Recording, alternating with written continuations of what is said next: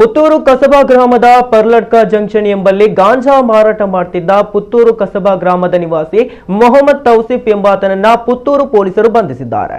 ಆರೋಪಿ ತೌಸಿಫ್ ನಿಷೇಧಿತ ಗಾಂಜಾ ಇರುವುದಾಗಿ ಒಪ್ಪಿಕೊಂಡಿದ್ದಾನೆ.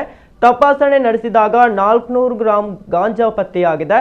ಆರೋಪಿ ವಿರುದ್ಧ ಪುತ್ತೂರು ನಗರ ಪೊಲೀಸ್ ಠಾಣೆಯಲ್ಲಿ ಎನ್ಡಿಪಿಎಸ್ ಆಕ್ಟ್ ಅಡಿ ಪ್ರಕರಣ ದಾಖಲಾಗಿದ್ದು ನ್ಯಾಯಾಲಯಕ್ಕೆ ಹಾಜರುಪಡಿಸಿದ್ದು ನ್ಯಾಯಾಂಗ ಬಂಧನ ವಿಧಿಸಲಾಗಿದೆ.